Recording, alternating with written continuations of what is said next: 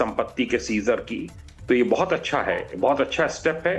ED भी इसमें involve है और मैं समझता हूं कि कोई भी इसके अंदर हो, चाहे किसी भी पॉलिटिकल पार्टी से रिलेटेड हो, चाहे कोई भी हो, इस बहसा बहसी में ये चीजें नहीं इग्नोर होनी चाहिए। जो क्रिमिनल्स इसमें इन्वॉल्व हैं, जो पब्लिक लाइफ में बच्चों के साथ और लोगों के साथ खिलवाड़ कर रहे हैं, मैं पहले भी कहा था कि एनडीपीएस एक्ट के तहत कार्रवाई होनी चाहिए। हाई कोर्ट का बिल्कुल सही फैसला है कि एनडीपीएस जो है वो लगाया जाना चाहिए, चाहे शुभम जायसवाल हो, चाहे कोई हो, चाहे कोई विदेश में बैठा हो। जैसे लूथरा ब्रदर्स को पकड़ के लाया गया, इसी तरीके से इन सबको भी पकड़ के लाया जाना चाहिए और कानून के समक्ष उनको पेश किया जाना चाहिए। जो भी इस सिंडिकेट में शामिल हैं, ताबड़तोड़ कार्रवाई हो भी रही है और होनी चाहिए।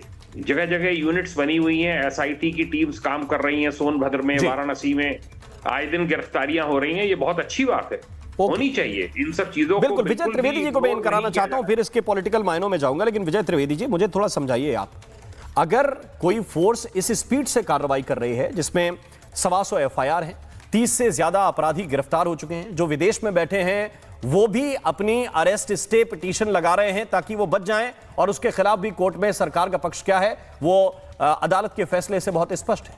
तो क्या ये माना जाए कि सरकार के ही लोग थे और सरकार उनको पकड़ने के लिए इस गति से चली गई? क्योंकि आरोप तो ये लगा रहे हैं समाजवादी पार्टी के लोग कि ये सरकार के लोग हैं सारे, और सरकार ही इतनी स्पीड में कार्रवाई कर रही है। राम, जैसे अभी सुन रहे थे, आपने बहुत सारे सवाल उठाए हैं और बहुत महत्वपूर्ण सवाल उठाए हैं। यदि सरकार के लोग होते तो ये जो अरेस्ट हुई है, जिसकी चर्चा हो गई है, आपने रिपोर्ट में भी कहा, अनुराग जी ने भी इस बात की चर्चा की, तो सरकार के लोग होते तो उनको क्यों अरेस्ट करते? और मान लीजिए सरकार के भी लोग हैं, ये मान लिया जाए, तो भी अरेस्ट किया गया उनको। और आपने बुलडोजर की चिंता की, बिल्कुल ठीक बात है कि योगी जी की सरकार को लेकर कहा जाता है कि बुलडोजर भी आ जाए, लेकिन इसमें एक महत्वपूर्ण डेवलपमेंट है कि ईडी का इन्वॉल्वमेंट हो गया जी। तो ईडी के इन्वॉल्वमेंट के बाद एक्शन थोड़ा सा ज्यादा बड़ा होगा और कार्रवाई होगी, और बुलडोजर की जरूरत पड़ेगी तो बुलडोजर भी चल जाएगी। बुलडोजर चलेगी तो फिर आप सवाल खड़ा करेंगे कि बुलडोजर क्यों चला रहे हैं, क्योंकि मैं तो वैसे भी बुलडोजर के पक्ष वाले लोगों में से नहीं हूं। लेकिन मसला है कि क्या लोगों को गिरफ्तार किया, और जितने लोग हैं वो सब ये एक दूसरे पर वो रख रहे हैं पार्टी, भैया आपकी पार्टी के, आपकी पार्टी के, आपकी पार्टी के।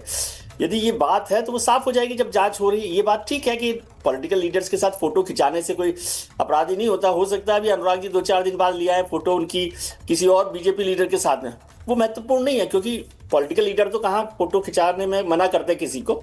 लेकिन मुझे लग रहा है कि जांच ठीक रास्ते पर चल रही है, तेजी से चल रही है। और जिस तरह से मैं सुबह सुन रहा था, विधानसभा में मुख्यमंत्री ने बात की है कि इसको अब आगे बढ़ाएंगे, तो मुझे नहीं लगता कि कोई मुश्किल होने वाली है। थोड़ा सा वक्त दीजिए कि जो भी लोग होंगे, बीजेपी के भी लोग होंगे, मैं ये नहीं कह रहा कि मुझे नहीं पता कि कौन लोग है कि नहीं है, जो लोग होंगे, मुझे लग रहा है जांच ठीक रास्ते पर चल रही है और रफ्तार से भी चल रही है, ऐसा मैं समझता हूं। और इसमें किसी को बचाने की जरूरत अजय वर्मा को मैं कराना चाहता हूं, मेरा अनुराग भदौरिया जी के पास में जाना है। अजय वर्मा जी, मुझे एक बात बताइए भाई, विपक्ष वो ताकत है जो अमूमन सरकार को ये कहती है कि भाई ये एविडेंस है, इनको आप पकड़िए और इन 10 लोगों को जेल में डालिए।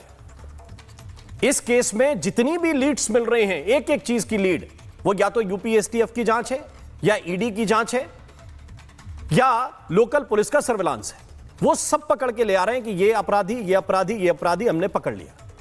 और फिर जिनके ऊपर आप आरोप लगा रहे हैं उनका नाम भी नहीं ले पा रहे, वो तो 50 जगह इंटरव्यू करते हुए घूम रहे हैं कि हमारा नाम लेके दिखाओ, हमारा नाम लेके दिखाओ, हमारा नाम लेके दिखाओ। तो क्या इतनी ताकत नहीं है, या इस मामले को लेकर बिटवीन द लाइंस चलने की कोशिश हो रही है कि कोई वोट बैंक खिसक जाएगा, कोई वोट बैंक पकड़ लेंगे?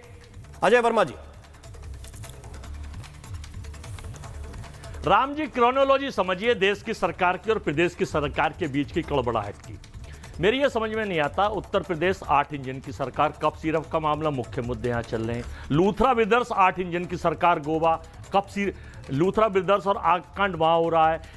229 किलोग्राम ज्वेलर्स या आरडीएक्स पकड़ा गया हरियाणा में, 8 इंजन की सरकार। बम बिलास 13 लोग मरते हैं, बीजेपी की सरकार, और 8 इंजन की सरकार दिल्ली में मरते हैं।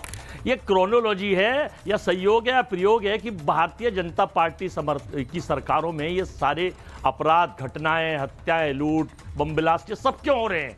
आखिर ये अस्थिर करने की साजिश अगर किसी की है क्या कह रहे हैं तो देश की सरकार क्यों सो रही है, आंखों पे पट्टी क्यों बांधे हुई है? मैं ये पूछना चाहता हूं। दिल्ली में एक चर्चा बहुत गर्म है कि बाबा के लिए जो ईडी का एंट्री करी गई है, उत्तर प्रदेश में सत्ता परिवर्तन होने की सुगबुगाहट है, क्योंकि तो इसमें आपको क्या तकलीफ है? उनको ये बर्दाश्त नहीं, अजय वर्मा को कोई तकलीफ है खास? आप तो खुद ही कहते हैं कि योगी आदित्यनाथ ठीक से काम नहीं कर रहे, बुलडोजर गलत चला रहे हैं। आपको उनकी बिटवीन द पॉलिटिक्स पढ़ना है? नहीं, या अपने लिए जगह बनानी है? आपके लिए तो अच्छा हो जाएगा, बाबा हट जाएंगे तो यूपी आपके लिए साफ हो जाएगा, आप लोग जीत जाएंगे। हमारी बात सुन लीजिए। नहीं, मैं आपकी बात समझ लिया, और आपने कहा कि ये इसकी सरकार में हो रहा है। अपनी सरकार देखी थी कभी कितने अपराध हो रहे थे?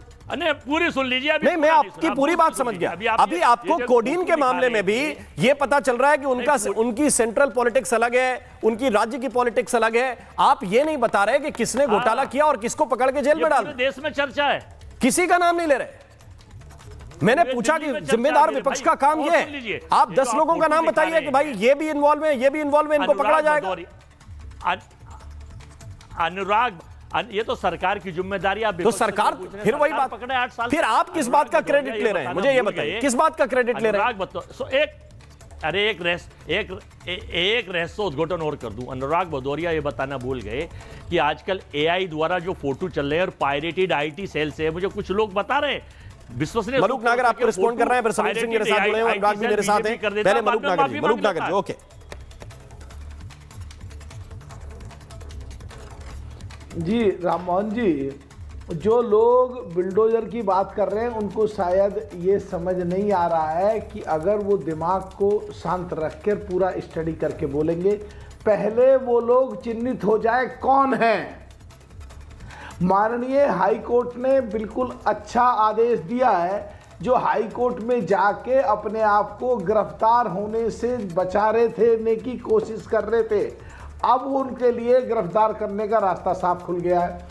एसआईटी का इंक्वायरी करने का रास्ता साफ हो गया है, ईडी का इंक्वायरी करने का रास्ता साफ हो गया है। तो अगर जो अपराधी हैं और उन्होंने गैर कानूनी तरीके से ज़मीन हत्या रखी है, सरकारी ज़मीन पे कब्जा कर रखा है, गरीब लोगों की मकान छीन रखे हैं और उन पे नक्शे पास नहीं है, जो पिछले दिनों माननीय सुप्रीम कोर्ट में केस गया था, उन पैमानों पे अगर वो उन मानकों पे खरे नहीं उतरे जी, तो बुलडोजर भी आएगा। भदौरिया साहब बिल्कुल निश्चिंत रहो।